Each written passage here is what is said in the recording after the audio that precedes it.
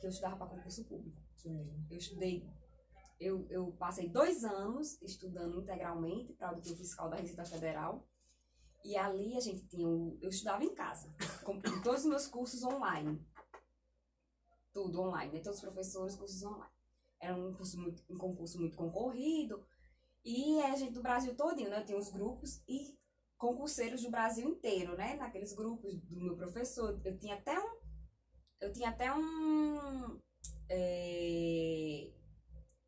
como se fosse uma consultoria. Um mentor, que era um auditor, que ele que fazia o meu planejamento de estudos, para eu só sentar e estudar. Você vai estudar isso, isso, isso. Hoje vai ser legislação assim, assim, assim. Amanhã vai ser matemática financeira e depois vai ser contabilidade. Aí era uma coisa assim, um estudo bem profissional. Quando eu tirei esse tempo para estudar para esse concurso. E aí, minha filha, era uma disputa. Porque cada um que estudava 10 horas por dia, 8 horas por dia, eu estudava isso, mais ou menos isso. Então, quando eu vi aí o pessoal lá no grupo botava que acordava de 4, 3 horas da manhã, né, pra render mais. E eu acordava às 5. Menina, eu tinha tanta vergonha. Acredito. Uma disputa, assim. E nessa época não tinha feriado, não tinha domingo, eu estudava assim, ó. Domingo a domingo, não tinha feriado. É uma coisa, eu sempre sou me cobra. E eu tô contando aos poucos o meu testemunho da aprovação do concurso. E é uma coisa que eu não faria novamente. Era isso. Descanse. Descanse. É uma coisa que até hoje eu peço a ajuda do Espírito Santo para ter esse descanso. Porque Deus, quando se fala assim, porque o Senhor criou o mundo todo em 6 dias. No 7º dia descansou. Aquilo ali eu entendo. Deus precisava de descanso? Não. Deus onipotente, onipresente, dono de tudo, de todos, que poderia criar só assim, num piscar de noite, criar tudo. Mas ele quis criar no poder da sua voz, não haja luz, haja. Mas ele descansou, e eu entendo que aquele descanso do 7º dia era muito mais pedagógico. Para dar um exemplo. Para dar o exemplo, sabe? Porque se Deus botou um 7º dia para descansar, que nem precisa, que é soberano, que é poderoso, que é grande, que é alto, santos dos santos, se Deus botou o 7º dia para descansar, por que eu e você, aqui na Terra, não podemos descansar? E às vezes isso não era só para concurseiro, não. Na minha época de concurso é para tudo. Para quem é do ministério, para quem trabalha profissionalmente, sabe? Quando eu digo muito, se a gente que não para um dia para descansar, tá pecando o pecado da soberba e do orgulho. Sim. Porque eu tô querendo ser maior que Deus. Se Deus tirou um dia para descansar, e o mundo não vai ficar sem mim, não, é? As coisas não vão... Não vai acontecer, não, se eu tirar um dia para descansar. E às vezes, aquela hora que eu tô estudando a mais, meu concurso vai depender daquela horinha a mais para Pronto, passar. era a minha mentalidade. Aí sabe o que aconteceu? Hoje, por isso que eu digo, hoje eu digo para qualquer concurseiro, descanse, tire o 7º dia para descansar. Vá para a igreja, vá para a escola dominical, vá ler a Bíblia, vá almoçar com sua família. Sabe por quê? Além de ser bíblico, eu vou lhe dizer uma coisa, tem um mistério nesse descanso. Você vai descansar, tirar o estresse, você vai renovar suas energias, tendo comunhão com sua família, com sua igreja, vai escutar a palavra de Deus. Além dessa parte, tem uma coisa, quando Deus quer fazer, Deus quer abrir a porta, Ele abre de uma maneira que você nem imagina, que foi o que aconteceu comigo, na minha aprovação do concurso público. Estudei 2 anos para ser auditor da Receita Federal. Até hoje não teve concurso. Se eu fosse depender desse concurso, que eu queria ser auditora fiscal da Receita Federal. Eu estava até hoje, escutando até hoje, 10 horas por dia. Um estudante profissional. Olha, volta para falar nisso.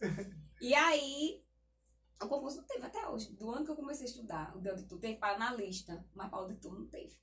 Aí, passou-se 2 anos, aí na época teve uma crise do governo, acho que era na época de Dilma, e foram feitas várias medidas federais para conter os gastos da União. E uma dessas foi... Eu fui afetada de todo jeito, que cortaram o cartão BNDES dos empresários, nessa época, que os empresários, meu esposo vendia máquina de padaria, Meu sogro Ivan também, muitos conhecem, né, aqui na cidade, falecido Ivan. Eu vendia máquina parecida que vendia água, porque na época o governo liberou muito crédito no BNDES para os empresários, donos do supermercado, dono de padaria, comprar máquinas, e eles vendiam máquinas, né? E aí eles cortaram isso, o cartão BNDES parou. Aí meu esposo teve muita dificuldade de vender de máquina naquela época, porque os empresários não estavam mais com os créditos para comprar. E cortaram, deram stand-by nos concursos públicos federais. Os municipais do estado continuaram, mas federais. E eu estudava para quê? 2 anos da minha vida estudando para aquele concurso.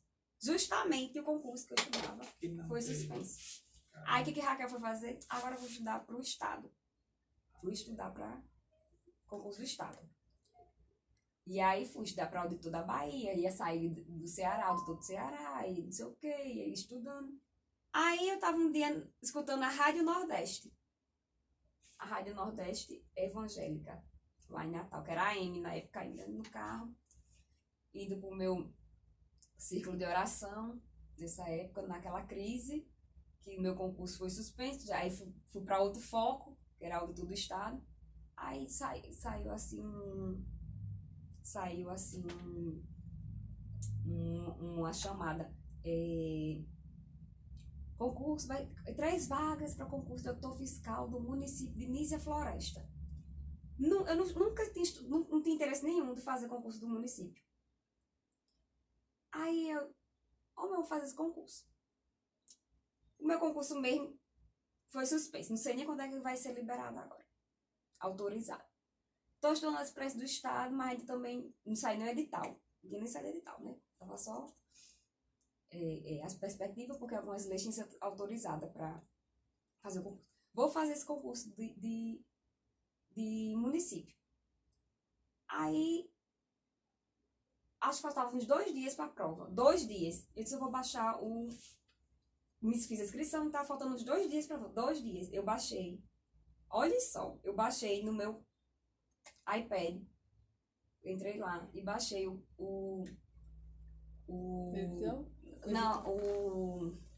Código Tributário do município. Lá, baixei. E li naquela leitura dinâmica. Só com a canetinha do iPad. Só passando assim.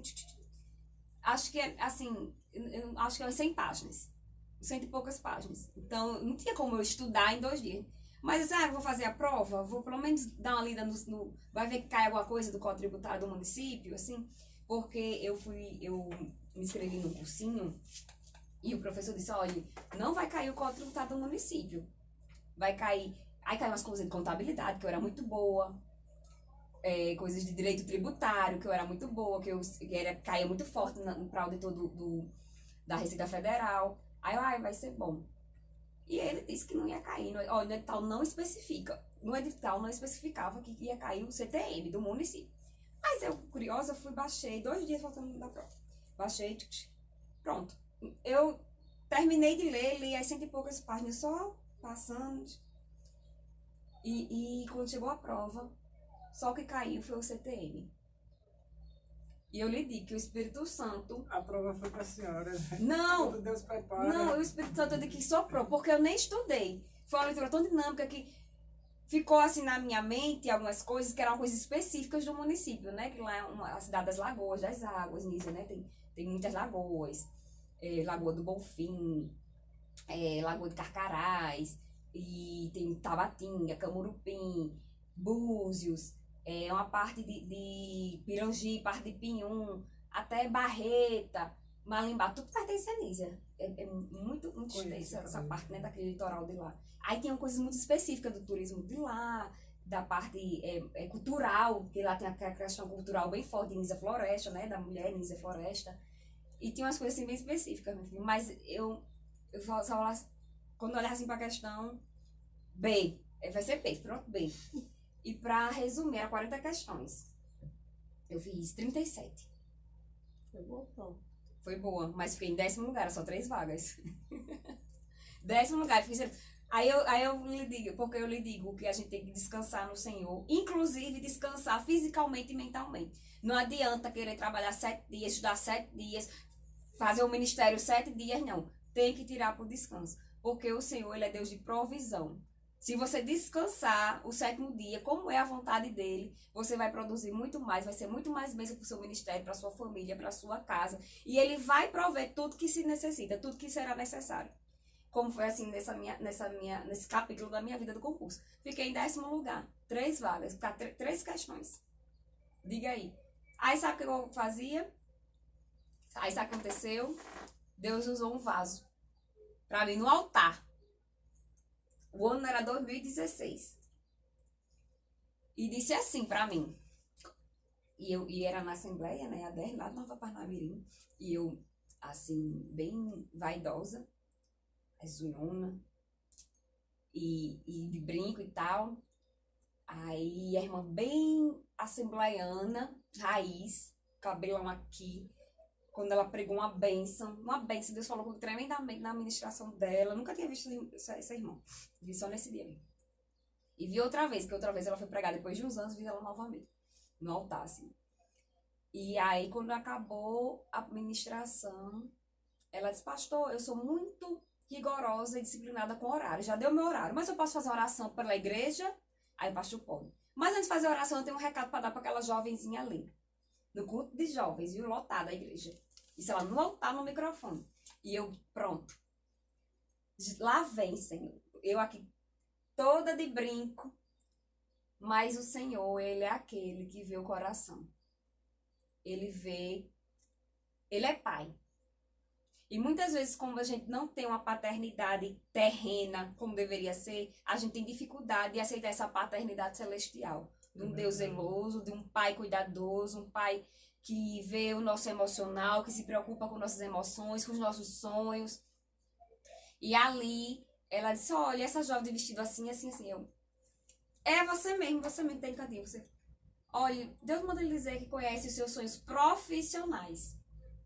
Nessa época, 2016, eu já, assim, eu me afastei aos 14 anos, voltei aos 19. Mas desde criança, eu criada em ciclo de oração, criada dentro da Assembleia, criada no meio do Pentecoste.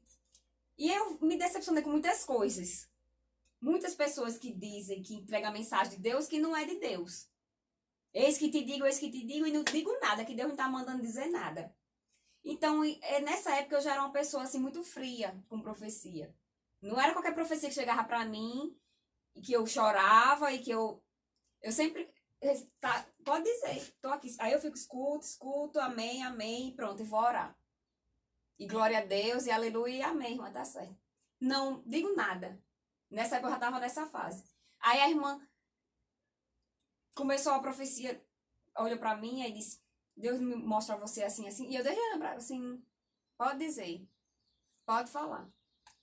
Aí ela disse, ixi, já chegou o tempo, né? Deixa eu terminar bem rápido. Aí ela disse...